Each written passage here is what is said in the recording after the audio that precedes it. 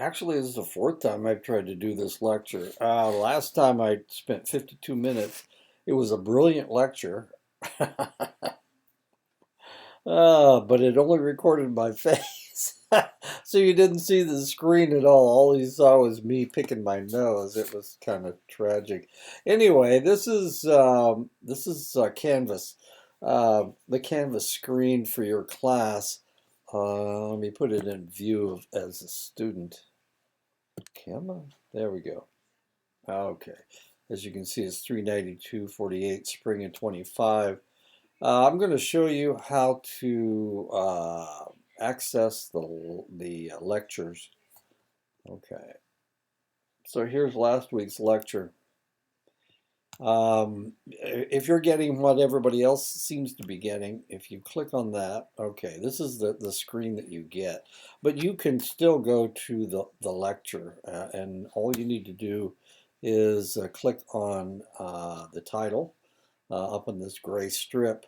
You can click on this if you want. There you go. And it'll take you right to it. There you go. That's Leaks Westure. That's last week's lecture. Okay, so let's go ahead and get started since I've done this twice. Okay, and that's what you should be seeing. You should be able to get right to the lecture. It takes you right to YouTube. There you go. Okay, so let's go ahead and get started. Maybe. There we go. Okay, the counselor is a person and a professional. We're going to talk about what you need to do in order to be a good counselor. Let me start out with a little bit of a story. I had a colleague once who was a fairly good psychologist. They were a good instructor, but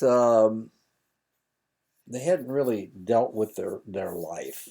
They had been through a couple different traumatic situations, a difficult childhood. They've been married three times, and they hadn't really dealt with the trauma of an abusive relationship. So they decided that they felt like they were really good at giving advice. So they decided that they would go to counseling, to get to school to become a counselor. Of course, you need special training to do that. Just because you're a psychologist doesn't make you a counselor. So they signed up in one of the most prestigious counseling programs in the United States. Went to their first class. About 2 weeks into the class, the issue of have you dealt with all your problems came up. Of course, they said yes, since they'd always been saying yes. And with a little probing by the instructor, they discovered that they hadn't actually dealt with it. So they started dealing with it. They had to drop out of the program. They had to seek counseling. It took them 18 months to get the proper counseling. And once they finished their counseling, they realized that they were too damaged to ever be a good counselor because they hadn't really dealt with their problems from the past. And even with the 18 months of counseling, they still weren't completely over their problems. Okay, so the main point is that you have to deal with your problems. If you've got a problem and you want to be a counselor, you need to deal with your problems before you can actually be a good counselor. And the reason is because if a client has a problem that's similar to yours, or even reminds you of your own problem, then when you start helping them, um, your focus is not going to be on them, it's going to be on you. And for that reason, you're not really going to be helping them, you're going to be trying to deal with your own problems because you've never dealt with it before. So there you go. So let's go ahead and get started. In order for counseling to take place, a practitioner must be willing to display themselves as a real person and develop a real relationship with the client. You can't hold yourself back. If you do hold yourself back, the client's going to see that, and it's not going to be a therapeutic situation. Hiding behind the facade of a professional may allow the practitioner to maintain a safe distance from the client, but will also make it more likely that the client will keep themselves hidden as well. Sterile professional relationships lead to sterile, unproductive counseling sessions. If the practitioner makes life-oriented choices, radiates a zest for life, and is real in their relationships with their clients, they can inspire and teach them in the best sense of the word. In order to do this, practitioners must look at their lives and make conscious adjustments and changes that reflect to the client. They can become their own person and like the person that they become. And that's actually what you're supposed to be doing, is you're supposed to help them change in the way that they want to be changed. If you see another problem that they don't want to deal with, you can't deal with that. You can't deal with that until they're ready to deal with it. Just as children see all and act out all, clients will use their clinicians as models to try to emulate. If the clinician models incongruent behavior with low-risk activity, the clients will return in kind. If the clinician models deceit by remaining hidden and vague, the client will imitate this behavior as well. And this is one of the reasons why my colleague had such a difficult time becoming or trying to become a counselor, because she was deceiving herself. She was not dealing with problems that she had had in the past. She was pretending or she was assuming or rationalizing that because she was a psychologist and that she was feeling much better about herself, that she had actually dealt with the problem. But all she had done was to hide it because she had had recurring problems throughout her life. She had been a drug user when she was a teenager. Um, she had married an abusive. Her first marriage was a lustful marriage that didn't have a whole lot of affection involved with it, and her spouse was fairly abusive. In the second marriage, she was abusive to her spouse. Um, these were all problems that I saw, and I had suggested to her that she might want to deal with her problems before she got into counseling. But she was so much smarter than me that she told me that it wouldn't be a problem, and that I was overstating the situation. So there you go. If we use appropriate self-disclosure, our clients will be honest with us, and that's the whole point. You cannot deal if you don't deal with your own problems, and you can't deal with anybody else's problems. Effective counselors have an identity. They know who they are, what they are capable of becoming, and what they want out of life. They respect and appreciate themselves. Because of their own sense of self-worth and strength, they can give help and love. They're able to recognize and accept their own power. They feel adequate with others and allow others to feel powerful with them. Effective counselors are open to change. They exhibit a willingness and courage to leave the security of the known if they are not satisfied. They make the necessary changes when needed. They make choices that shape their lives. They feel alive, and their choices are life-oriented. They are committed to living fully rather than settling for mere existence. They are authentic, sincere, and honest. They have a sense of humor. They make mistakes and are willing to admit them. They generally live in the present. They appreciate the influence of culture. They're aware of the ways their own culture affects them. They respect the diversity of values espoused by other cultures, which is not the easiest thing in the world. This has been a problem in the United States for an extended length of time. The fact that there are some individuals that feel that their culture is superior to all others. Like I said, this has been a problem. It was especially a problem in the South when dealing with the African American um, culture.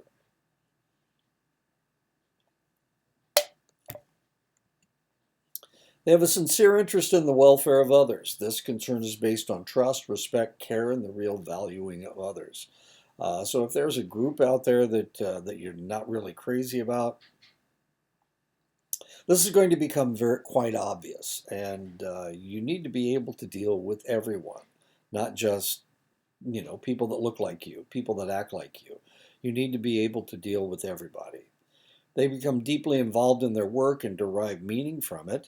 They're able to maintain healthy boundaries. This has never been difficult for me because I was in the military, and in the military, everybody's the same. Everybody has to be the same. So I tend to see everyone as part of the whole, as the same people. I recognize and appreciate their culture, but I also don't see them as different. Don't accept them as different. I accept them as the same. Some mental health training programs require the mental health professional to undergo some degree of counseling before they are allowed to become clinicians. This is done to show the prospective clinician what it is like to sit on the other seat. It discloses to the prospective clinician any problems that they might not have been aware of. It helps them examine their own values, needs, attitudes, and experiences that led to this profession. And that's what happened with my colleague. She went to her first counseling session, and they realized that there was so much baggage in her past that they needed to deal with the baggage before she could possibly be successful in the program.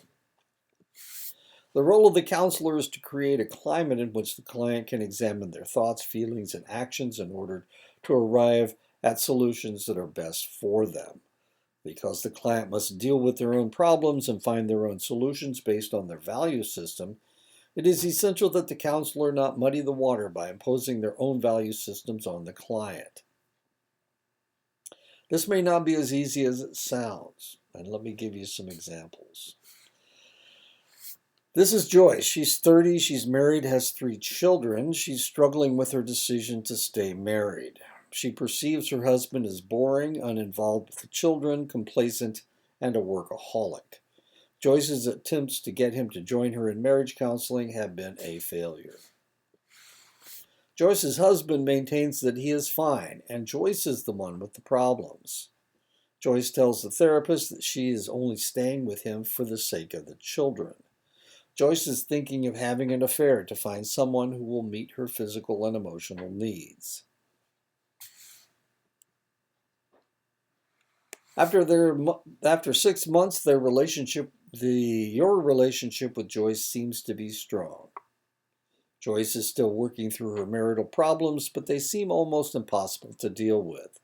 One session, she admits to you that she has been having an affair with the unemployed 20-year-old son of a friend. She's discovered that she is pregnant, but doesn't feel that she is emotionally or financially sound enough to get a divorce and have the baby. But she hasn't had sex with her husband in over a year. She does not really want to stay in the relationship, but sees abortion as her only real option. Now, what do you deal with? And the question is, what did she come in for? Well, she came in, if you remember, she came in to deal with her marital problems. Well, she hasn't done a very good job of dealing with her marital problems, but now she's compounded this by having an affair with an individual, becoming pregnant, and seeking an abortion. Now, what can you deal with? The answer is you can only deal with her marital problems. You can't deal with any of the rest of it. She's having an affair with an unemployed 20-year-old son of a friend. You have that information, but that's not a problem that she wants to address. She's pregnant.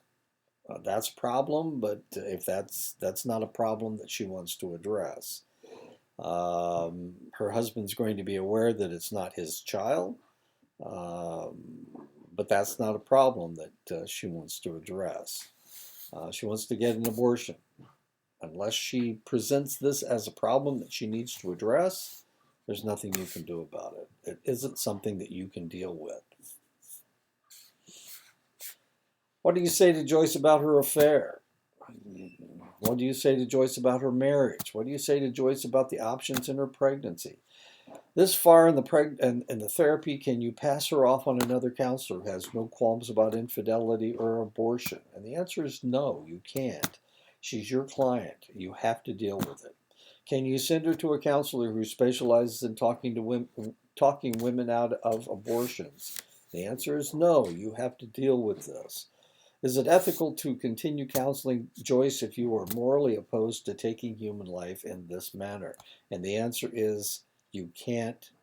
You have to deal with her, and you have to throw out your own ideas and accept hers.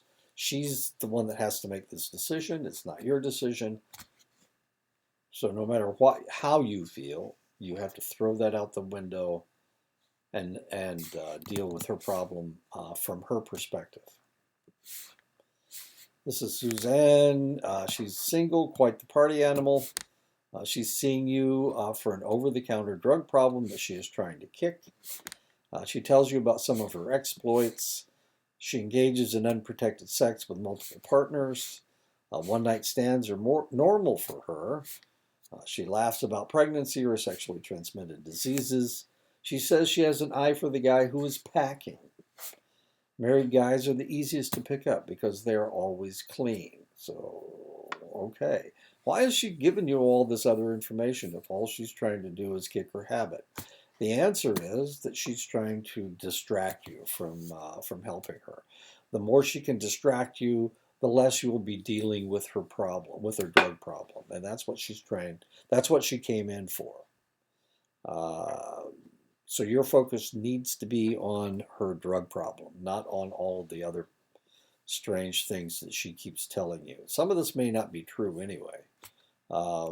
Could be, doesn't really matter. It's extraneous material, information that you really can't deal with unless she says it's a problem. This is Natalie. Natalie has come in because she is struggling with her marriage. The first few sessions, she talks about how depressed she feels at home and how she sees her purpose as just to serve her husband. She's always been there for others. Now she wants to think of herself. The fifth session, she discloses she has had a long-term affair with her neighbor that has just broken off. She's been having affairs since the third month of her marriage because this makes her feel alive, youthful, and beautiful. What would you want to pay attention to in Natalie's counseling? There's only two things that you can pay attention to. One is her marriage, and the other is her depression. Now, the fact that she's been having a long-term affair with her neighbor that has just broken off probably has something to do with her depression. You can deal with that. You can't deal with anything else. Especially the fact, well, you can't deal with the fact that she started having affairs the third month of her marriage. If that wasn't her neighbor that she was talking about, then that's not really something you can deal with. So the only thing you can pay attention to is what her presenting problem is, what she wants to deal with. This is Ruth. She is a lesbian. She's coming in because she is having difficulty talking to her family about her sexual orientation. She's talking about having a child with her partner, and they have decided to play baby roulette at a straight bar down the street from her apartment. The first one to get pregnant wins. She secretly is afraid of childbirth and is planning on using protection to keep from getting pregnant. The only thing that you can deal with is her family explaining her sexual orientation to her family. That's what she came in for.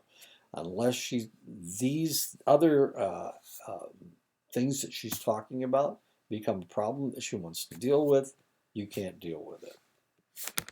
This is Marianne. She's married with 5 children ranging from 7 months to 7 years.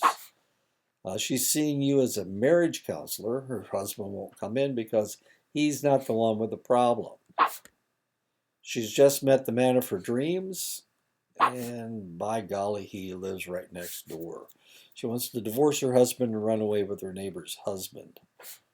Whoops. Sorry. Okay, so she's married with 5 children, ranging from 7 months to 7 years. And she wants to deal with her marriage. That's all she wants to deal with. She doesn't want to deal with any other problems. So that's all you can deal with. You join a counseling agency that 6 months after you start becomes affiliated with the World Christian Coalition. They instruct you to rid your client files of anyone who is of a faith other than Christian. They instruct you to rid your client files of anyone who is not a confirmed Christian. They instruct you to rid your client files of anyone who's not born again, a born again Christian. Okay, so you started working there 6 months before. It has been bought out by somebody else, and now they're telling you to get rid of your clients. And as a counselor, you cannot do that. So despite the fact they tell you that what you're going to have to do is find another job, I'm sorry. These are all things that you can't do. For one thing, these aren't questions you'll be asking your clients, whether they're Christian or confirmed Christian or born again Christian. They need specific counselors. You need to find another job. Sorry. Your friend Tony comes in for counseling. Tony is a very staunch evangelist. They assign Tony to Billie Jean, a very verbal anti-religionist. Can Billie Jean do a good job with Tony? Well, that's none of your business. You have to assume that Billie Jean is a good counselor who can deal with anything. She talks about religion in staff meetings as immature defenses. Should you go to the case manager and suggest she be pulled off Tony's case? And the answer is no. If Billie Jean wants to be pulled from the case, then she needs to say it herself. Despite the fact, no matter what she thinks of religion and how she talks about it in away from the counseling sessions, you'll have to assume that she is a professional and will not deal with this from her own perspective. Since Billie Jean joined the agency, the joke around the halls is that she is starting to attract homosexuals like bees to honey. If your religious training is that homosexuality is an aberration against God, how do you treat your openly gay clients? And the answer is you treat them the same way you treat all your clients, with respect. If you don't agree with their lifestyle, isn't it your moral responsibility to try to guide them away from the wages of sin?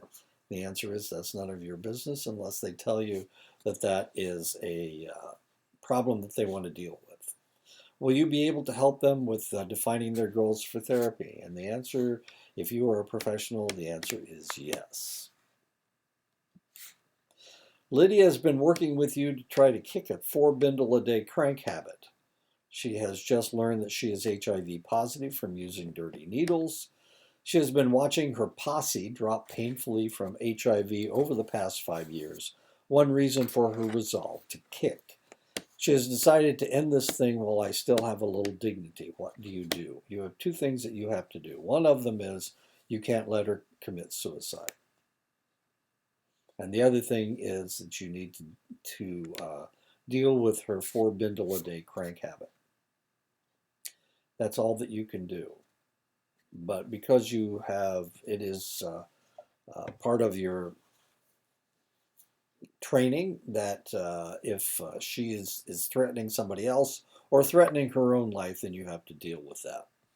So you deal with the fact that she wants to kill herself, and you also try to get her off of crank. Almost all theories of counseling agree that it is the client's responsibility to decide what objectives and goals to set for counseling. The point is, you can't deal with something unless the client wants to deal with something. The reality is that the client's not going to deal with anything but what they want to deal with. If there is another problem out there that they aren't dealing with, there's nothing you can do. You can't create a hidden agenda during therapy and decide that, oh, this is, I don't like the fact that they're homosexual, so I won't tell them, but I'll try to cure them of their homosexuality. Can't do that. That's unprofessional. If the therapist sees an area that needs to be addressed, the client must be in agreement before the new avenue can be explored. Now, you can say, what do you think about maybe we should deal with this? If they say no, then you can't. As a professional, you cannot do it. Counselors can explore global and diffuse wishes by asking specific questions to try to tease out more specific goals. You can start with a general goal and break it down into more specific things, but you can't go the other direction. Wilbur came in complaining that I'd like to understand myself more. His counselor, Wilberforce, asked him, what would you like to understand about yourself that you don't understand now? Wilbur said, I'd like to be happy. Wilberforce rejoined, what is keeping you from being happy? Wilberforce is doing this in the correct sequence. He wants to be happy, he wants to understand himself. And then he says he's not happy. And then Wilberforce tries to find out what's keeping him from being happy. It is not the job of the counselor to exert influence on your clients to adopt their values when they hold definite and absolute beliefs. However, at the other extreme are counselors who so strive to maintain value-free counseling that they immobilize themselves.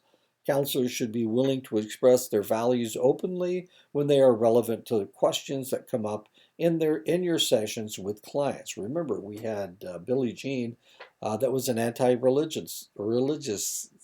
She was anti-religion, and her client was an evangelical Christian. And so if she was doing it correctly, Billie Jean would not even talk about the fact that how she feels about religion. She wouldn't even talk about it unless it came up. Unless the client, and this has happened to me before, clients have asked you, "Are you born again?" That's really none of their business, and they really shouldn't be coming up. Clients deserve honest involvement on the part of their counselor to better examine their own thinking. Effective counselors understand their own cultural conditioning, the conditioning of their clients, and the socio-political system of which they are a part.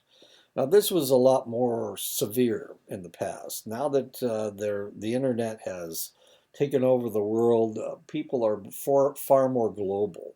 The socio-political system isn't as extreme as it was before because everyone is getting masses of information that kind of diffuse this whole socio-political system that we were seeing before. Acquiring this understanding begins with counselors' awareness of any cultural values, biases, and attitudes that may hinder their development of a positive view of pluralism. Culturally skilled counselors are aware of their positive and negative emotional reactions toward other racial and ethnic groups that may prove detrimental to establishing collaborative helping relationships.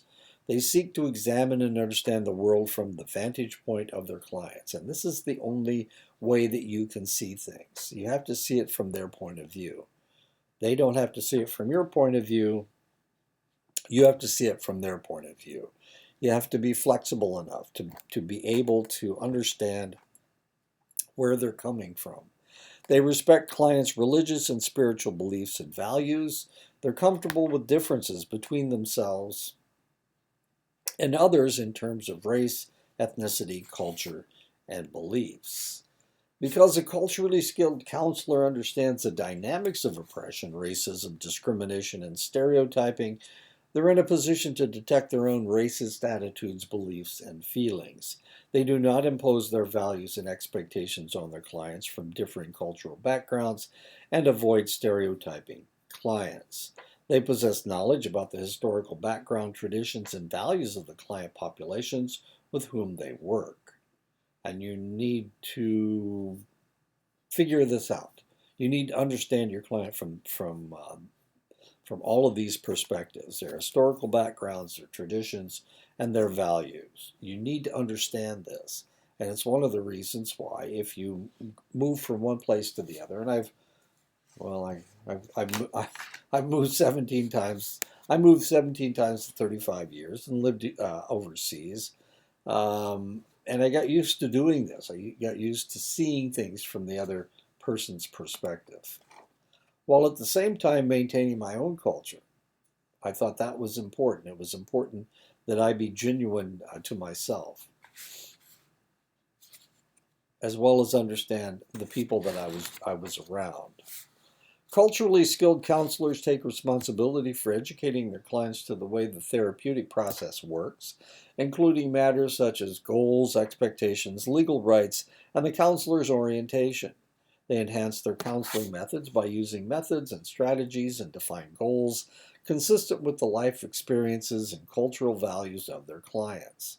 They do not force their clients to fit within one counseling approach, but recognize that counseling techniques may be culture bound.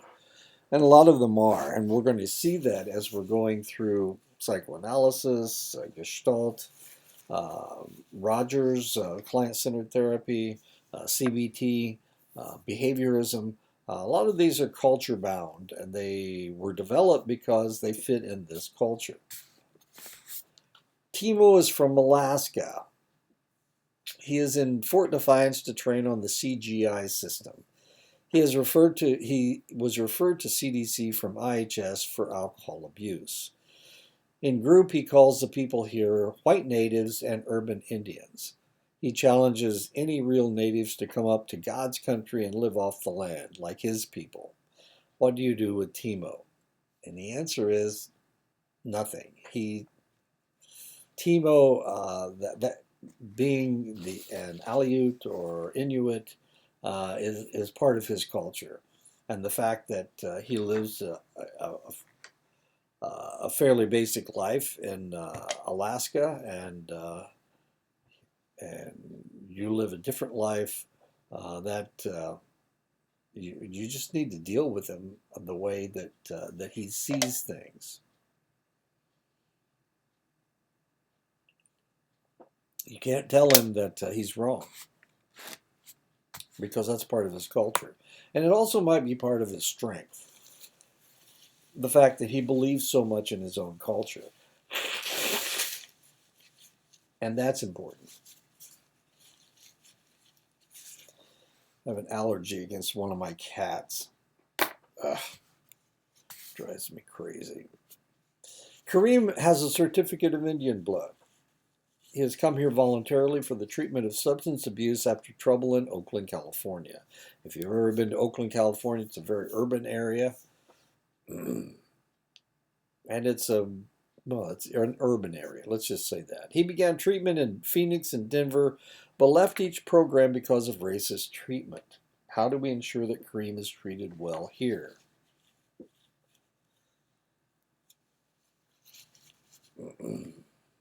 And there you go. Something to think about. A certain level of anxiety demonstrates that we are aware that uncertainties of the future with our clients and of our abilities to really be there and stay with them. Our willingness to recognize and deal with these anxieties, as opposed to denying them by pretenses, is a mark of courage. Having self-doubts is perfectly normal. It is how we deal with them that counts. Illusions of the necessity to be perfect. I have to be perfect, the perfect counselor. If I am not, I could do severe damage. Got to be perfect. I should know everything that there is to know about counseling. If I show that there is something I don't know, others will see me as incompetent. I have to be perfect. I ought to be able to help everybody who seeks my help, because I'm perfect. If a client doesn't get better, it must be my fault because I'm perfect. Making a mistake is horrible and failure is always fatal because I have to be perfect. If I were really professional, I wouldn't make mistakes because I am perfect. I should always radiate confidence. There is no room for self-doubt because I am perfect. And the answer is no one is perfect. I've been in counseling situations where every time I said something, it was wrong. It was absolutely wrong. The client swore on a stack of Bibles that everything I did was wrong.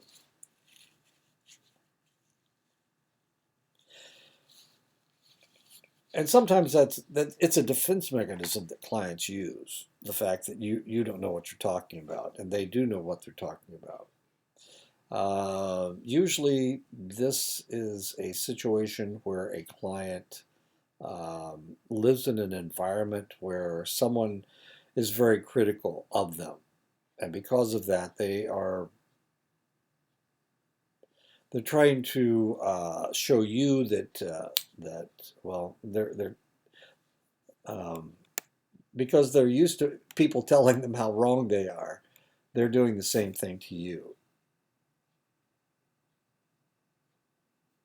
if that makes any sense.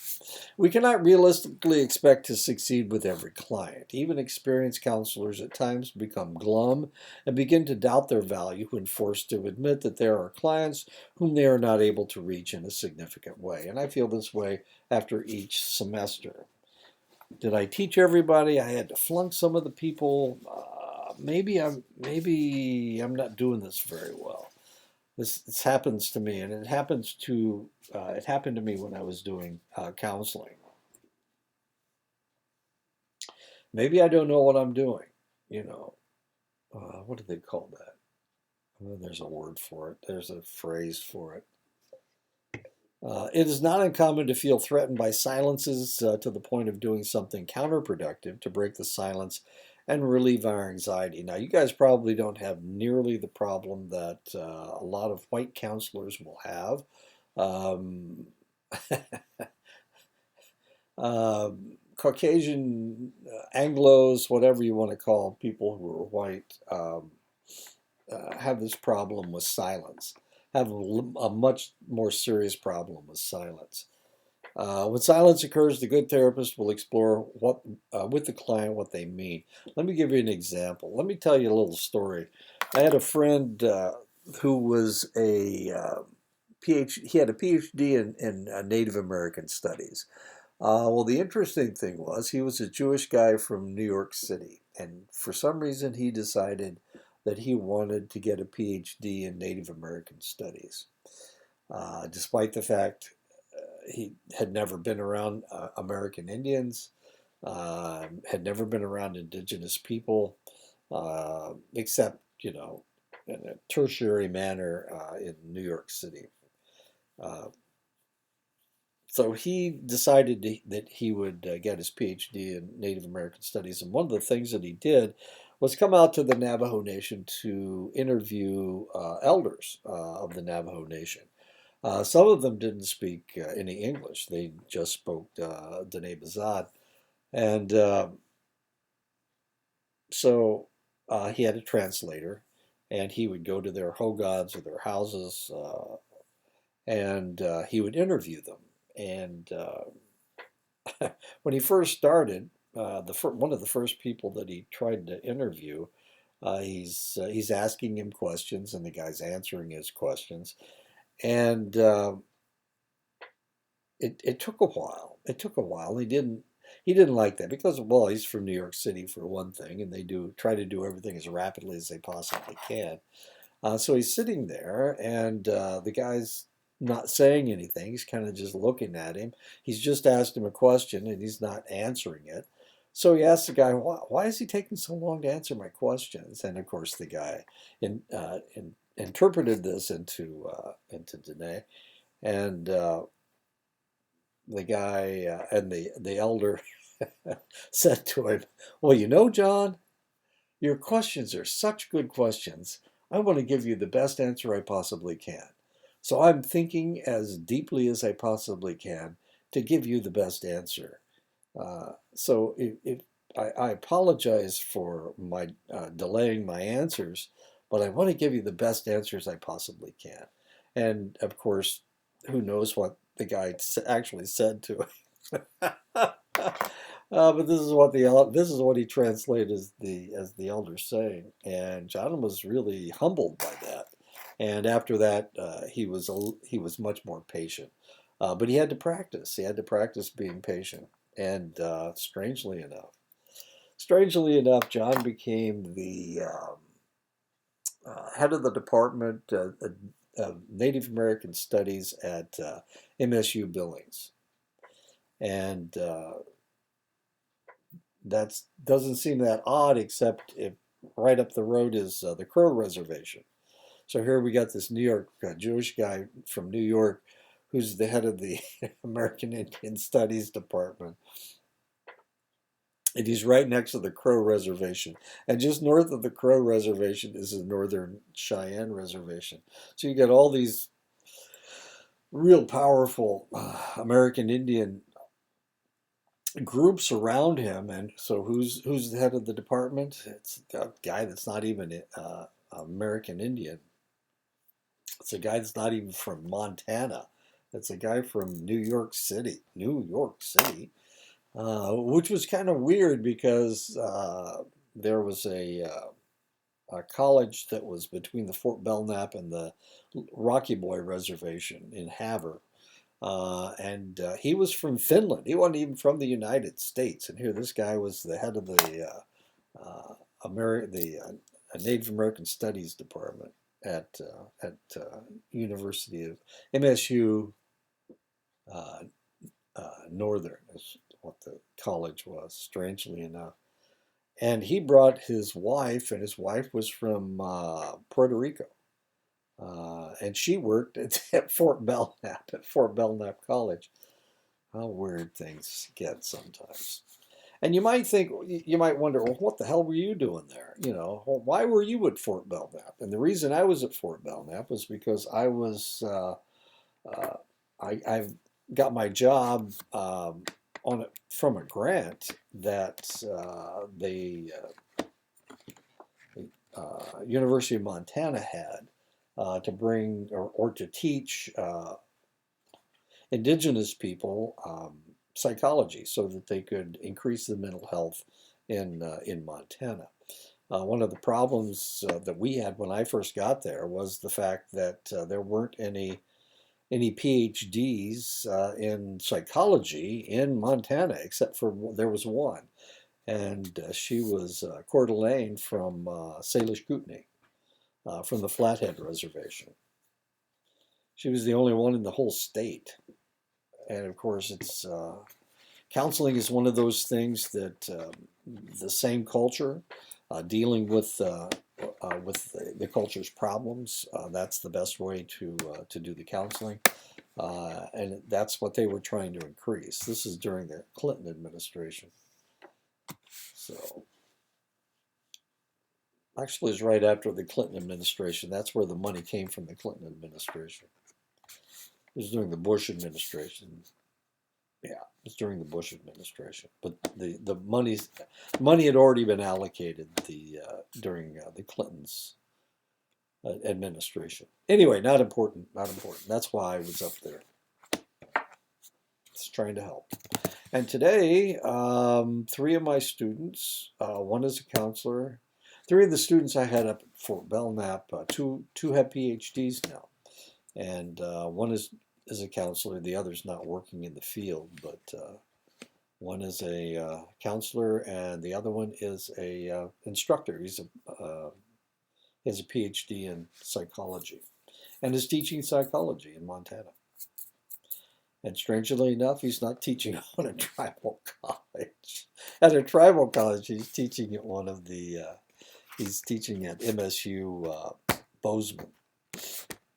A major issue that puzzles many beginning counselors is how to deal with clients who seem to make constant demands. They may call frequently at home, demand more frequent and longer sessions, want to see you socially, want to take care of them, want you to take care of them and their responsibilities, expect you to manipulate other people for them, demand that you show them constantly how much you care, demand that you tell them what to do and how to solve their problems. Yeah, okay. Making expectations and boundaries clear from the beginning will often head off any of these problems, but you're going to have people that want you to take over their problems. But of course, if you try to do this, one of the things that's going to happen is you're going to burn out fairly quickly because you're going to have a whole raft of clients. And if you try to do this with all of your clients, if you try to mother all of your clients and take over all their problems, and you have a client load of 25 or 50 clients, you're going to get buried pretty quick. The other extreme to the needy, demanding client is the uncommitted client. Often the involuntary client will challenge your attempt to establish a working relationship. It is easy to be drawn into unproductive games with clients who lack commitment. Areas that should be covered with a reluctant client include: what is the therapy about? What are the joint responsibilities of the two parties? How might therapy help clients get what they want? What can the client do to increase the chance that the therapy experience will be positive? What are the potential risks and dangers? What can the client expect in the general course of treatment? And they'll go over this over and over and over again, just trying to deflect the therapy. Many beginning therapists experience the anxiety of not seeing the fruits of their labors. Often clients will feel that they are getting worse before they show therapeutic gain. Sometimes they have to allow themselves to release before they can get better. Therapists must be able to treat the client without losing themselves in their problems. Be aware of countertransference. When a therapist's own unresolved personal conflict becomes entangled in the therapeutic relationship. And this is one of the reasons why you need to deal with your own problems. Remember the people I was telling you about who, everything I suggested was wrong? I stuck with those guys, and eventually I helped them. Eventually, despite the fact that I was dumb as dirt and couldn't set everything incorrectly, eventually it worked. And they finally dealt with their problems. But they needed to deal with their problems by having a scapegoat, and I was their scapegoat. I was the person that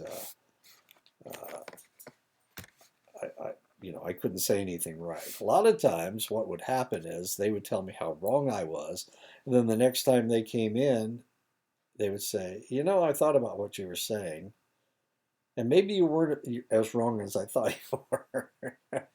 So they would actually deal with them, with this problem. Of course, by the time the counseling session was over with, whoops, there I had. I'd slipped into being stupid again. Until the next time. The therapist must recognize that humor is part of life and can be part of therapy also. Make sure that the needs being met in therapy are the needs of the client and not yours. One common mistake is to assume full responsibility for the direction and outcomes of the therapy. You got to remember that a lot of times they're trying to deflect.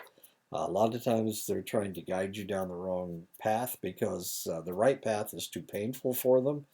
So, it's therapy sessions are controlled by them. You may ask them the question, but it's the answers that they give you.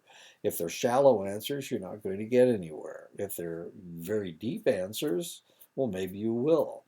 This will lead to taking from the client the rightful responsibility they need if they are to become empowered to make their own decisions.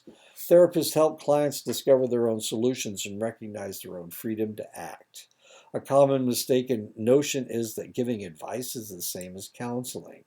Ideally, the techniques therapists use should evolve from the therapeutic relationship and should enhance the client's awareness.